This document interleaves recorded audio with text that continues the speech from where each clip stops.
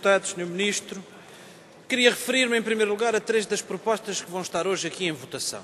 A questão da reforma aos 40 anos de descontos, porque é uma proposta justíssima para aqueles trabalhadores que começaram a trabalhar muito cedo e têm uma vida inteira de trabalho e são penalizados na sua reforma. E há do Sr. Ministro explicar-nos que contas são essas, que com 84 mil beneficiados, como são os que diz aqui o Partido Socialista, dá 1.000 milhões de euros por ano de aumento por causa da ausência desta penalização. Quanto ao Código Contributivo, Sr. Ministro, Sr. Ministro, de facto tem razão. No nosso programa eleitoral, nada consta sobre a proposta de suspensão do Código Contributivo.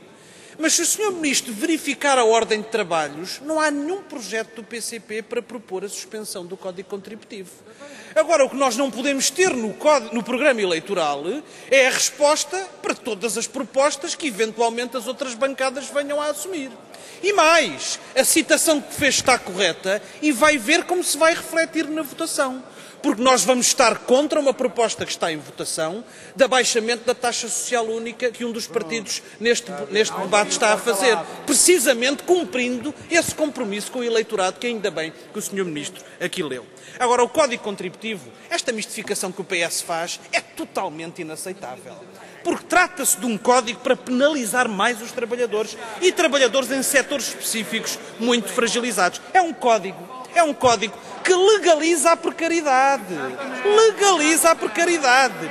Porque em vez de dizer que onde há um trabalho efetivo tem que haver um contrato efetivo, diz que pode não haver um contrato efetivo, desde que se pague 5% para a Segurança Social. Ora, se houvesse um contrato efetivo, como tem que haver quando há um trabalho efetivo e permanente, o que a entidade patronal tinha que pagar não era 5%, mas 23,75%. O que os senhores permeiam é o incentivo à precariedade a partir do Código de Trabalho e a partir do Código Contributivo.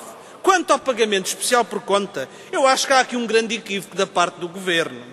Porque nós não propomos que se pague menos, ou que quem deve pagar deixe de o fazer.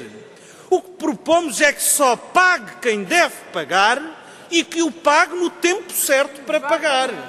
Porque todos os que tiverem lucros de forma a ser-lhes aplicada a taxa do IRC e pagarem os seus impostos, vão pagá-los. O que não aceitamos é que neste momento em particular, ainda por cima de crise, haja um pagamento antecipado e alargado a alguns micro e pequenos empresários que não estão obrigados a pagar pela ausência dos seus lucros e da viabilidade das suas empresas e que o Governo quer penalizar à mesma. Quer penalizar já, independentemente das consequências para o emprego e para a nossa economia. E é isso que está em cima da mesa, não é nenhuma borla fiscal como o Governo pretende fazer crer. Finalmente, Sr. Presidente e Srs. Deputados, nós dissemos aqui a semana passada que, pela parte da bancada do PCP, cumprimos os nossos compromissos. E hoje vamos cumpri-los novamente. Isso é que está bem. É os partidos assumirem nos votos, nas propostas, aquilo que prometeram e fazerem igual àquilo que fizeram no passado. Isso é que é digno, isso é que é cumprir os compromissos. E se o Governo governou mal com a sua maioria absoluta, os erros devem ser corrigidos. Nós não estamos preocupados com o que o Governo sente em relação à correção dos seus erros. Eu sei que o Sr. Deputado Francisco de Assis tem a obrigação de se preocupar com o que é que o Governo sente, mas nós estamos mais preocupados com o que é que o país sente. E as propostas que votarmos são aquelas que respondem a necessidades concretas do país e a melhorias concretas que é preciso fazer no nosso país. Não há maioria absoluta agora, de ninguém. Disse bem o Sr. Deputado Francisco Assis. Mas o PS e o Governo não se podem pôr na posição de que não há maioria absoluta, mas sempre que o PS for derrotado, aqui del rei que isto não pode ser, porque os votos dos outros valem menos que os votos do Partido Socialista. E, para terminar, queria dizer que nós achamos que o Governo e o PS têm que encarar com naturalidade as votações.